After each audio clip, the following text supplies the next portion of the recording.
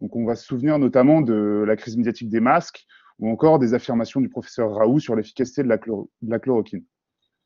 Ces dérives successives témoignent d'un refus de l'acceptation du doute, d'un refus d'assumer un état de non-savoir et ont pu parfois être extrêmement nocives, surtout en produisant une méfiance des publics. Le retentissement qu'ont pu avoir certaines théories complotistes, comme celle du film porté par le film Hold Up, doivent nous interroger donc sur la responsabilité des médias et des communicants en temps de crise, de manière générale. Car de manière générale, la réalité de la crise sanitaire nous permet de réfléchir à ce que doit être une communication de crise.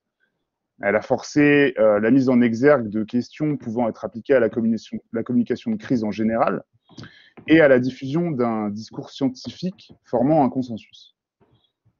On peut se demander quel doit être le positionnement adapté pour un média ou un communicant face à une situation critique, et des discours parfois asymétriques. Quelles sont leurs responsabilités? Mais je te laisse présenter nos intervenants. Oui, afin de justement soulever ces interrogations, on a invité donc 4 intervenants et intervenantes. Donc on est en présence aujourd'hui de 2 anciennes étudiantes de notre master conseil éditorial. Il s'agit premièrement de Anne Fenoy, qui est aujourd'hui doctorante en philosophie de la médecine et qui nous introduira en fait les opportunités et les limites de la communication en temps de crise.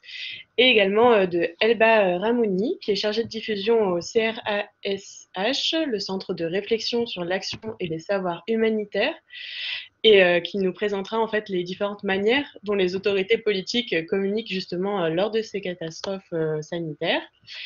Nous avons également le plaisir de recevoir Vincent Israël Jost, qui est chercheur en épistémologie et qui nous présentera les changements de relations justement entre sciences et société vers lesquels la crise nous a menés. Et pour approfondir cette intervention-là, nous avons le plaisir aussi d'accueillir Anthony Laurent, rédacteur en chef de la revue Sciences Critiques, qui interviendra en fait sur la manière dont la médiation scientifique s'est transformée avec la crise. Puisqu'il s'agit d'une table ronde, nous rappelons aux différents participants et participantes qu'ils ou elles peuvent poser des questions dans le chat et que nous chargerons en fait de relayer ensuite aux différents intervenants et intervenantes. Et donc nous vous encourageons même à poster ces questions-là pour enrichir la discussion. Je vais donc vous présenter Anne Fenoy pour ouvrir cette table ronde, puisqu'elle est aujourd'hui doctorante en philosophie de la médecine à l'Université de la Sorbonne.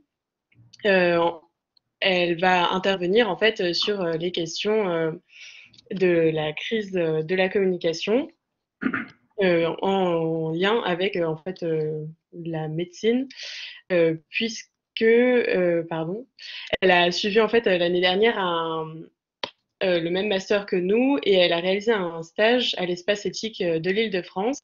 Et à cette occasion, elle s'est interrogée en fait sur les limites de la communication en temps de crise sanitaire.